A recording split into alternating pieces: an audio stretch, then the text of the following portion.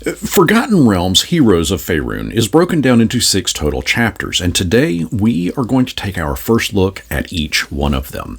GameMasters here, and Wizards of the Coast is actually also releasing another Forgotten Realms book, Adventures in Faerun. So I'm going to actually do a first look at that book as well. And that video is actually dropping at the exact same time as this one, the one that you're watching right now. So once you've finished watching here, I'll link over to that one so you can watch it next. One thing to note, while I am a major fan of physical books, for today's first look, because I want to share a few things in as high of a resolution as I can, I'm going to post some visuals from the digital D&D Beyond version. My goal with these first look videos is to give you a clear view of whether the material is going to work with you and your table. There was a time where we could walk into our friendly local neighborhood game store, pick up a book, flip through the pages, and see what treasures caught our interest. Unfortunately, many of those stores have closed up their doors. My own local shop shut down earlier this year, and the closest one to me now is about 3 hours away. And I can't drive 6 hours only for the book to turn out to be crap, and I know I'm not the only one that's in that boat. This leaves a lot of us left ordering blind, not knowing if the material inside is going to be good or crap. And that's why I make these videos, to open up what you'd be getting so that you can decide if it's worth adding to your table. And I'm going to try to keep things as spoiler-free as I can, but since we're going to be looking at the table of contents in just a moment, just know that some section titles and headings, they may reveal a few details. Heroes of Faerun is designed for both the Dungeon Master as well as the player, and features several player options, 8 subclasses, about twice as many backgrounds, 30-something feats, new spells, magic items, and a whole lot more. Today, we are going to jump in and see what this book is all about, and I cannot think of a better place to start other than the table of contents. Heroes of Faerun includes 6 total chapters. You can see from this screenshot that there is also an introduction, and if you did the pre-order for the digital bundle, you also get access to the Atlas of Faerun. It's a large digital map of the Forgotten Realms.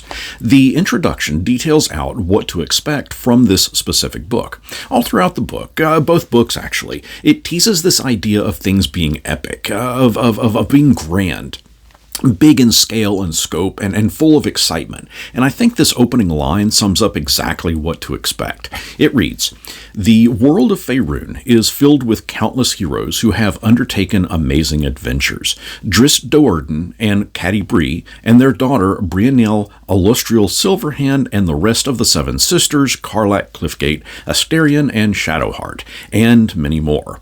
Now the world has new heroes, the ones you and your fellow players create."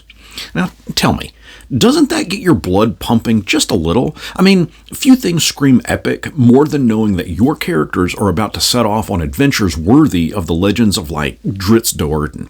The rest of the introduction gives an overview of what each chapter in the book is about, and I'm going to spare you that as we are going to go over them ourselves in the rest of this video.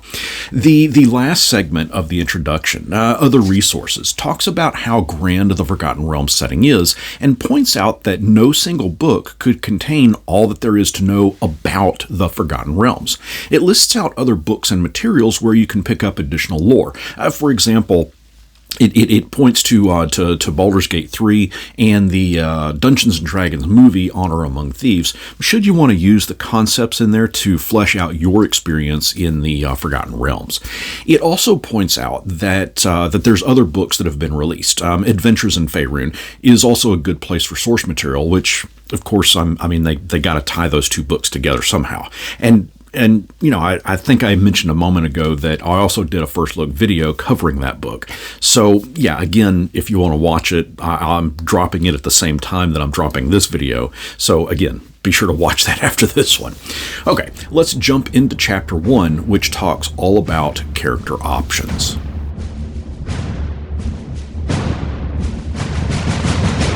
Chapter 1 contains the various species found in the Forgotten Realms that you can use to create your character. These are the exact same ones that are found in the 2024 Player's Handbook. You get the Aasimar, the Dragonborn, Dwarves, Elves, Gnomes, Goliaths, Halflings, Humans, Orcs, and Tieflings. But what this section does is details how those species fit into the Forgotten Realms setting.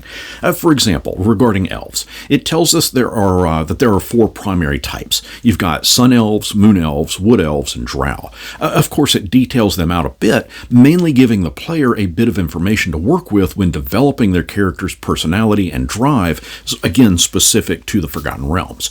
Following the species are the subclasses that you can choose from. You have the College of the Moon for Bards, Knowledge Domain for Clerics, Banneret for Fighters, Oath of the Noble Genies for Paladins, Winter Walkers for Rangers, Scion of the Three for Rogues, Spellfire Sorcery for sorcerers, and Blade Singers for wizards. Of course, each section details out what you get at specific levels of that subclass. For example, at level 6 for the Bard's College of the Moon, you get Blessing of Moonlight, in which you always have the Moonbeam spell prepared, or for the Spellfire Sorcery subclass for the Sorcerer, at level 3 you get Spellfire Burst, letting you either gain temporary hit points or dish out fire or radiant damage. Backgrounds follows up that section with a listing of 18 total backgrounds, and if you want to zero in on the Honor Among Thieves movie and set Harper as your background, remember that when picking a background, you'll be able to raise the corresponding ability scores either one of them by 2 points and another by 1 point, or all 3 by 1 point. Of course, the standard still applies that you can't raise any of them above 20, but in the Harper's example, your ability scores would be Dexterity, Intelligence, and Charisma. You can also see that it talks about the feat Harper Agent, which is an excellent segue into feats. And there are a bunch, but we're going to zero in on the Harper Agent to check out that as the example. This one is an origin feat and grants to you Thieves' Cant. You gain proficiency with a musical instrument of your choice, and when you take the help action to assist an ally's attack roll, the enemy you are distracting can be within 30 feet of you instead of the normal 5 that you would be limited to. The chapter rounds out with general feats and epic boon feats. I'm going to leave those as a mystery, but true to the nature of everything in the realms being epic, these do not disappoint. Take the boon feat of the Soul Drinker. You can boost one ability score by 1 up to a maximum of 30. You gain resistance to both cold and necrotic damage, and if an enemy is within 120 feet of you and drops to 0 hit points, you can take a reaction to regain 50 of your own hit points. Chapter 2 talks about Toril itself. Toril is the name of the planet the Forgotten Realms setting is on. Faerun is the name of the continent where most of the information that we're talking about takes place. Make no mistake, the setting of Forgotten Realms is beyond vast. Again, epic is your best descriptor here.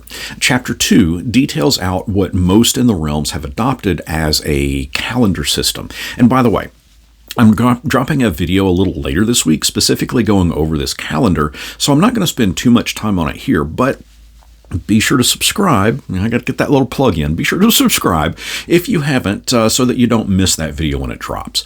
But we get a listing of special holidays that are celebrated throughout the realms, which I've always liked. It just kind of helps to make the setting more alive for the players, and you can tie them into real world holidays as well.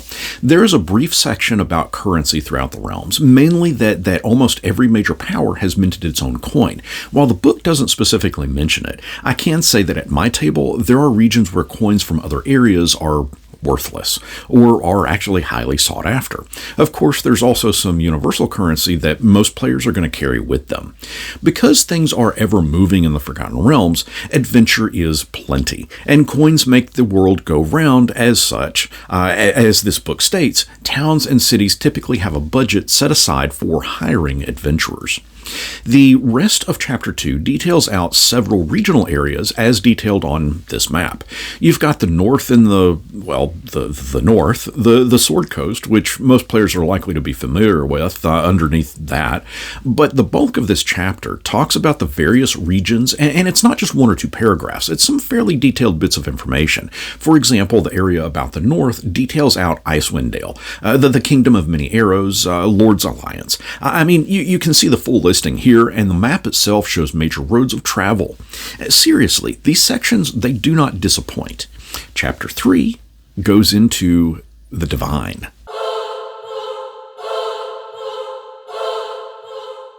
Chapter 3 details out pretty much everything you need to know about the various deities found in the Forgotten Realms, from the forms of worship to the afterlife, from new gods to dead gods, to fallen gods to resurrected gods. It even details out how to commune with them, and also offers up a few tips on dealing with how different areas worship the gods, and how to kind of watch your step regarding any given town or city's laws regarding religion. Divine magic is also a section found here, which kind of goes into detail about what types of spells and magic is granted to those that worship or affiliate with a specific deity. Then we get a massive listing of the pantheon of gods that are typically found in the Forgotten Realms, 42 in all. And I apologize for the super tiny font here. I really wanted to get them all on the screen all at once. Each section talks about the corresponding god, headed by that god's symbol. For example, should one encounter a worshiper of Sarek, the Prince of Lies, you would typically see a temple devoted to him adorned with this symbol, a skull hovering over spikes. The rest of that deity section describes what the followers do, how they act, react, and otherwise interact with the world around them. If you really want to dive deep into the Pantheon of Forgotten Realms, I highly, highly recommend the book Faiths and Avatars from 2nd edition. But stay tuned to the channel for as again in the near future, I'm going to do another video that's going to do a side-by-side comparison of the gods found in that book versus how things are presented in this new book. Chapter 4, I gotta admit, is a little disappointing, but kind of cool at the same time. Back in the early 1990s, advanced D&D days, we got a book, something like 160 pages in length, called Aurora's Whole Realms Catalog. That same book has been somewhat reproduced in this Heroes of Faerun book, but it's been condensed down into about 7 or so pages. The original book was chock full of various items and gear, and was presented very much in a mail-order catalog that was specific to the Forgotten Realms. Now, fun fact, it was actually based off of a real-world 1902 mail-order catalog.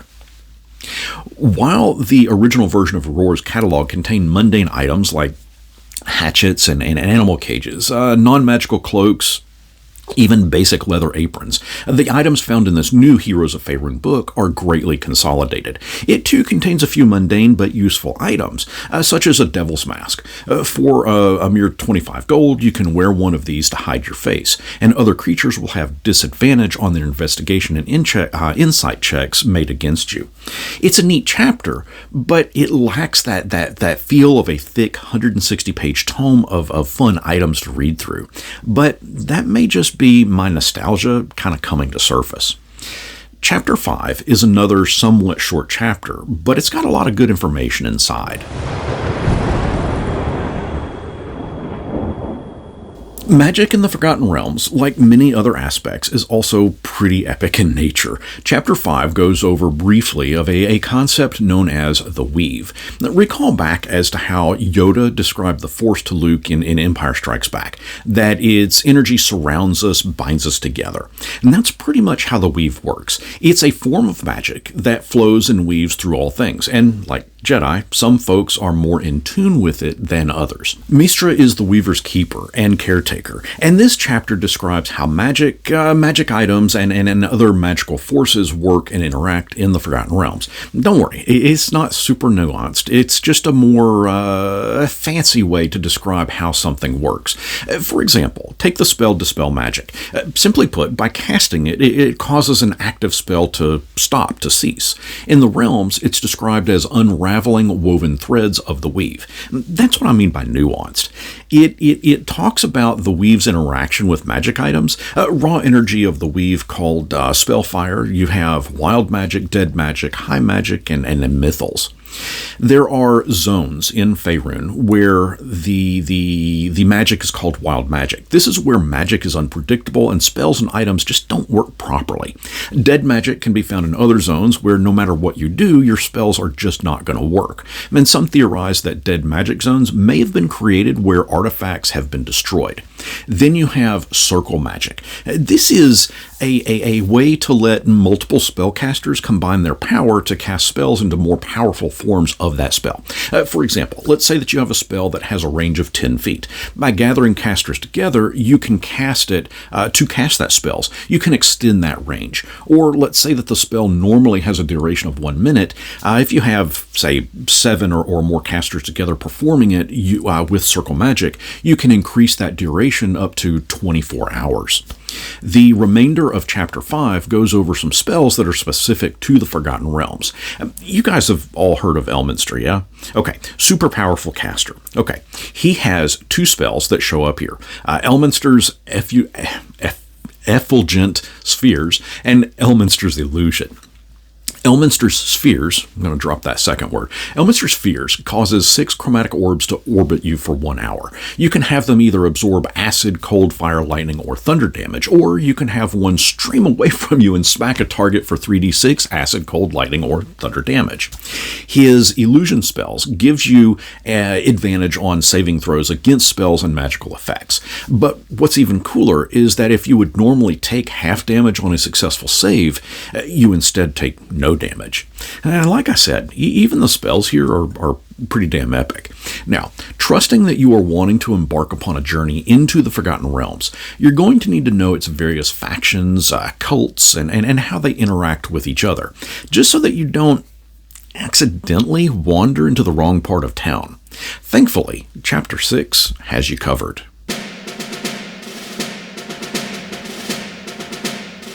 Most of us want to earn wealth. Some want the privileges that come with that. Others want honors. Others want respect. Others still want power. And others yet want all of that combined. As you navigate the Forgotten Realms, this chapter is going to help detail who is friendly, who should be avoided, who to align yourself with, and in a pinch, what faction or order you should probably betray. While there is a virtual unlimited amount of factions, orders, and cults found throughout the Faerun, Forgotten Realms, this chapter deals with 8 of the most common. Of course, your DM can always create up more, but the most common ones are found here in this pop-up. The chapter further shows which of them are friends, hostile, or indifferent towards one another, but it also gives some fantastic views into the inner workings of those factions, orders, and cults. In a similar way that the deities were presented, each faction heading provides a visual of a pin that most members of that order would wear. For example, the Red Wizards of Thay might have on their cloaks this pin, which looks a little bit like a mask of sorts with red rubies for eyes. Of course, just because a pin is presented here does not mean that all faction members will wear it.